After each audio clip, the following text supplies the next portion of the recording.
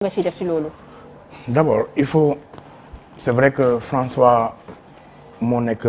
dernier en date. Mais depuis un certain temps depuis même bi Macky ñëwee au pouvoir. On s'est rendu compte que état wu terreur la instauré état wu fureur la instauré. ñi jàpp ay activistes par exemple yóbbu leen camp Abdou Diassé. Plutôt que maintenant ci yenn commissariat yi. C'est vrai. bu ñu la yóbbee camp Abdou Diassé cellules yi ñu leen di dugal cellules yooyu noonu entre guillemets cellule de torture la woon à l'époque pour les militaires yu def ay erreurs ak yooyu. sa avocat du la mën a gis say famille duñ la mën a gis même lekk suñu la ko indilee dañuy bàyyi ba ay 3 heures du matin ñu soog la ko jox. muy ay pratiques yoo xam ne régime Macky Sall tàmbali na ko woon def. après dernièrement bi ñu doon def bi gën a graaw mooy dañuy bàyyi ba guddi 2 heures du matin ñu yàpp ñëpp ci benn oto pick-up wala fourgonnette ak ay gens encagoulés sànni leen ñii ci VDN 3 bi ñii ci àll bi Bargny ñii ci beneen zone ci en tout cas des zones reculées góor comme jigéen nangu sa portable ba doo mun a am kenn koo woo wala jël seen ay puces nekk ci di ci liggéey ay affaire mu nekk loo xam ne on l'avait dénoncé mais mu mel ne nguur gi faalewul àdduwul ce qui se passe dans les geôles ce qui se passe dans les violons pour avoir presque fréquenté presque beaucoup de violons au Sénégal c'est dégradant saleté bi fa nekk xet bi fa nekk conditions de détention yi fa nekk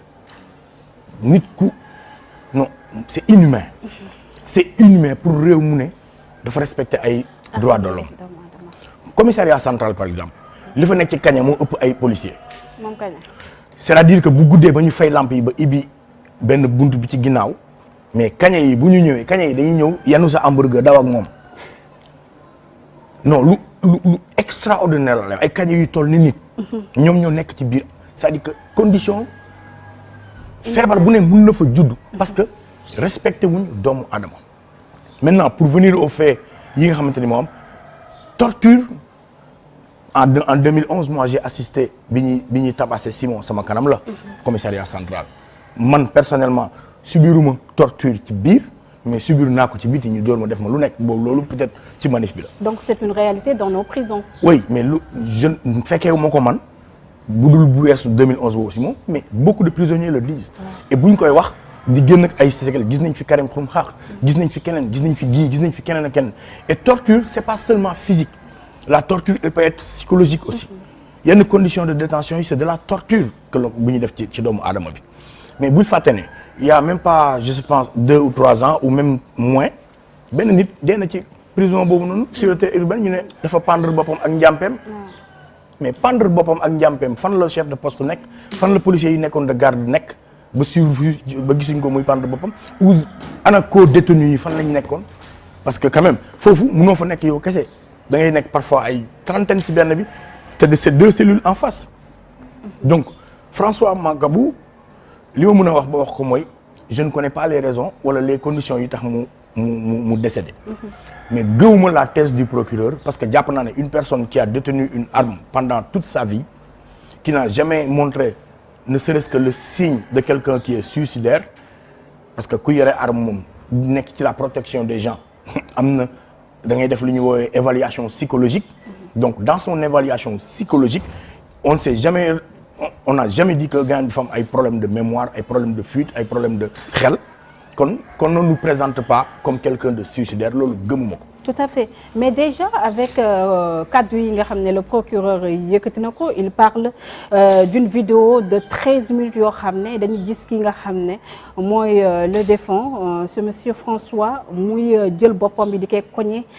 contre le mur. Si toutefois loolu c'est avéré est-ce que mënuñoo toppee yooyu les gardes pénitentiaires non-assistance à une personne en danger parce qu'on parle de garde à vue. Oui, c'est même pas encore les pénitenciers, c'est la police. Parce que garde à vue, voilà. La police. Donc, quel que soit Alpha, quand quelqu'un perd la vie ci garde à vue, les seuls responsables c'est la police et son procureur qui a instruit garde à vue bi. ñoom ñooy les seuls responsables ak nu mu munti décédé quelles qu'en soient les conditions.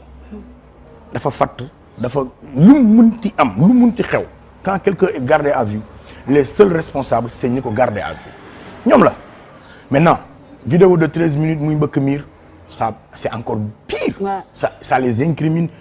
encore plus. dafay montrer encore plus seen manque de liggéey. seen manque de sérieux. même d'empathie. oui mais amuñu yërmande ci nit mais man loolu gëw ma man li ma gëm mooy une personne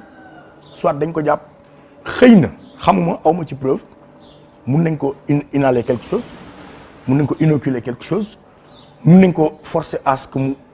dugal ay nit mu bañ ko comme aussi mun na détenir ay infos yoo xam ne bëgguñ mu génn mais quel qu'il en soit ce gars sa mort dafa war a yeewaat Sénégalais yi ci étape bi ñu toll tey ci nguuru régime Macky Sall il est prêt à tout parce que la preuve si le procureur était cohérent dans li muy wax kon du ñu bëgg a gaawantu def l'autopsie sans la présence de la famille des avocats de la famille ak du médecin puis def contre-expertise et c'est ce qu'il avait dit mais là ils ont fait l'autopsie on attend que les résultats de l'autopsie et les avocats sont sidérés de voir que cette autopsie a été faite en l'insu de la famille et du médecin bi def contre-expertise bi kon lan la ñuy nëbb bu fekkee ne dafa xaru pourquoi ñu koy nëbb pourquoi sa famille amu ci accès et yooyu yëpp daal li mu tënk mooy ne que les Sénégalais soient prêts François la dal tey mais régime bii fi nekk pare na pour def ko n'importe qui ce régime là est prêt à même nous sortir ay affaires de rebelles ay affaires de terroristes il faut qu'ils arrêtent xam nga semer la terreur instaurer un climat de tension de peur ci population sénégalaise yi dafa dul jàll. mais il faut aussi noter Thiat que ce monsieur François dafa bokk ci ñi nga xam ne dañ leen ooyee ñi représenté ñi nga xam ne mooy force spéciale yi nga xam ne ce mot dañ ko dégg gannaaw rek ba ñii di yeewi askan wi bëggoon na amal seen bile manifestation avortée et déjà bile manifestation amoon na 3 personnes yoo xam ne ñàkk na ci seen bakkan donc du coup on nous parlait au mois de mars de forces occultes tey jii on nous parle de forces spéciales qu'est-ce qu'il faut par rapport à cette affaire est-ce que le Sénégalais lambda wala vous yi nga xam ne mën nañu wax ne da ngeen di nekk ay lanceurs d'alerte waru leen gën a bàyyi nopp état bu Sénégal par rapport ak yile alerte nga xam ne mu ngi koy def parce que quoi qu'on puisse dire suñu sous-région bi dafa am li nga xam ne mooy stabilité aussi. il faut que ñu. et la Casamance est tout près récemment on a démantelé seen base rébellion bi aussi. man du ma nangu kenn benn Sénégalais mu may dugal ci débat wu Casamance sous prétexte que dafa am tension xam nga du ma ko nangu. du ma nangu benn individu muy jël sama Sénégal bi ma bokk di fi dugal li ñuy woowee ay considération ethnique Sénégal nañ santu yàlla suturaal nañu ba ñu judd ba toll nii les problèmes ethniques yi am tout partout en Afrique musu fi am et malheureusement depuis que Macky Sall est arrivé au pouvoir si la ñuy gis ces histoires de groupes ethniques fii nga bokk waaso bi wala xeet wala et loolu c'est très dangereux man je ne veux vraiment pas alimenter ce débat là parce que c'est un faux débat la Casamance fait partie du Sénégal nous les Sénégalais nous en sommes fiers et que li ma dul accepter tamit leneen ñi bu ma ko gëmloo que des rebelles de la Casamance ñoo dugg infiltrer les marches et autres ça c'est une bêtise ana rebelles yi ba tey jàppuñu leen da nga dégg ñu jàpp leen donc ça veut dire que ces rebelles là se sont évaporés dans la nature ils sont là à Dakar kon personne n'est à l'abri mais état si renseignement la oui nekk mais maa ngi ñëw léegi ana renseignement généraux yi la jàppuñu rebelles yooyu ba tey parce que ça va faire bientôt 1 mois que ces rebelles là sont à Dakar ah parce que nee nañ topp nañ leen ak ay xarala yu garaaw ay drone bañ dugg biir Dakar mais fan la ñu nekk ça veut dire que tey jii chaque jour yaa ngi yeewoo ak ñooñu noonu ñuy wax xamuñ fan la ñu nekk donc pour dire que waxu procureur bi ay waxu wayaa la waxu falaa la mais pour en revenir à li ngay woowee force spéciale bu ñu fàtte 2011 Macky Sall il avait créé une unité de défense UVS la ko tuddee woon unité de défense et de sécurité. mais ça n'a rien à voir avec cette force spéciale. bàyyi ma ñëw rek wax la man xaw ma force spéciale parce que musuma toog dégg ku bokk force spéciale mu expliquer lan mooy force spéciale donc mënuma ci extrapoler. li ma xam mooy toog naa Macky Sall en personne ne créé na ay unité yoo xamante ne nii c'est pour assurer les sécurités des citoyens parce que Abdoulaye Wade dafa am ay nervis toog naa Macky Sall toog wax ko télé. boobu am naa ci preuve. maintenant force spéciale ci li ma dégg nee nañ c'est un groupe WhatsApp mais nit bu la neexee nga créer groupe WhatsApp tuddee ko opération coup de poing ma gis naa groupe WhatsApp opération coup de poing mais xam nga pour lan la pour ay setal tous les week-ends donc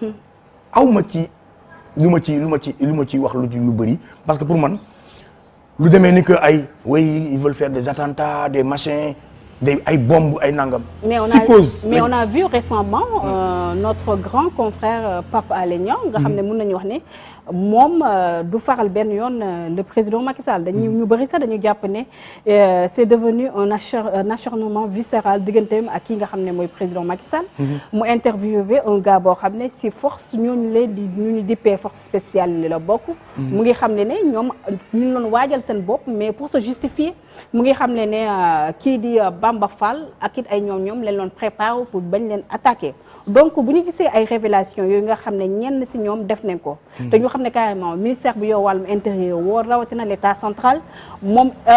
information yu muy détenir ñun ñuy journalistes yi sax mun nañu wax ne limite détenir wuñ ko tey jii est-ce qu'il faut pas aller beaucoup plus loin pour ne pas récamper ci thèse dictature rampante wala li nga xam ne mooy politique politicienne aussi. li am ba mooy. les moyens que Macky Sall a mis pour écouter les opposants traquer les opposants punir comment dirais-je lyncher dóor xoqatal tiital ay activistes ki autres su ko defoon pour la sécurité intérieure du pays Sénégal duñ fi dégg yu bëri donc ñoom la c'est toujours l'état central maintenant man mënuma attarder ci un dossier boo xam ne je ne le comprends pas xamuma ko mais li ma bëgg wax bokk ko mooy le procureur sa parole je ne jëluma ko pour argent comptant loolu laa mën a wax maintenant force spéciale ou pas xaw ma ku ci bokk Pape Alé s'il a fait une interview avec quelqu'un qui dit que ci la bokk mu wax ne dañ doon taal ay bombes ça je sais pas xaw ma dégguma ko mais li ma xam ba xam ko mooy ne di ko sax caaxaane yi demee noonu di ko sax foyee di ko bëgg a dugal ci bopp Sénégalais yi sax c'est une erreur manifeste parce que soo demee dëkk bu am tension pour avoir été en Palestine da ngay xam ne dëkk bi nit mënu fa dëkk ñun Sénégal jàmm rek moo fi xaj loolu bés bu ñu ko wootalee ba mu ñëw ba fekk si ñu dinañ ci bëgg a génn mu tëñu on vient de voir ce qui se passe en Guinée avec Doumbouya qui est devenu fou parce que le pouvoir rend fou xam nga pouvoir day rendre fou et il faut que les gens soient lucides pouvoir bu mu leen jaral dara pouvoir bu mu leen jaral yenn yi. donc ça doit servir activistes yu mel ni yéen jàpp ne carrément le président Macky Sall ñi nga xam ne voilà ñoo nekk peut-être l'armée wala sax ñu bëri dañoo jàpp ne il ne doit pas terminer son mandat d'ici avant 2024 war a def attention parce que on a vu ce qui s'est passé au Mali bien vrai que ñu ngi saluer courage yi nga xam ne mooy malien mais boo demee en profondeur da ngay sentir ne carrément ils sont en difficulté sànq yaa ngi may jox exemple yi nga xam ne mooy la Guinée. fu mu toll ni problème yu ne donc ñun sénégalais yi tey est-ce que tension sociale yi nga xam ne ñu ngi koy nemmeeku surtout muy jógee ci ñenn ci ay politique gis nga carrément discours ethniciste bi nga xam ne voilà à chaque fois dañ koy dégg des deux bords waruñoo gën a voilà defar suñ cohésion sociale. oui justement loolu la xam nga tension sociale. mënul manquer ci réew muy évoluer tension sociale mënul manquer ci réew buy màgg. On était 7 millions, on est après créé 13, aujourd'hui on parle de 17 à 18 millions. C'est normal qu'il y ait des tensions, c'est normal que mu am affaire. Mais toujours est-il que les populations n'acceptent pas que yenn politique yi mën ñu en bateau di ñu foyer ci ay yenn détails buñ ci dugg ñun les politiques ils viennent ils vont ñun on reste nañu jël suñu ay responsabilités ñu xam ne réew mi ñun ñëpp ñoo ko bokk kenn amul intérêt à ce que ñu taal ko du pouvoir du opposition du askan. mais loolu moom tant qu'il continuera à avoir une impunité dans ce pays ku faree ci côté Macky Sall loo wax dara du la ci fekk ku faree feneen loo wax ñu ŋàññi ko wala loo wax mu am ay répercussions judiciaires. mais réew mi du nekk ci jàmm vous ne dénoncez pas aussi s'il s'agit de l'opposition. si on dénonce ça. et les derniers propos de Ousmane Sonko. ban point de vue nga ci am xam nga man extrait laa ci am je peux pas m'attarder ci benn extrait man dama bëgg di am le discours complet parce que dégg naa réponse la à quelque chose c'est en réponse à quoi mais dégg naa man li ma déglu man campagne électorale Macky Sall toog ne yéen waa Casamance su ngeen bëggee ñu bokk ngeen bokk ci réew mi woteel leen ma defaral leen dégg naa ko wala dégguma ko boobu dafa flagrant. mais c'est à condamner des deux bords. On ne justifie pas aussi les propos boobu campagne électorale la et c'est le président de la République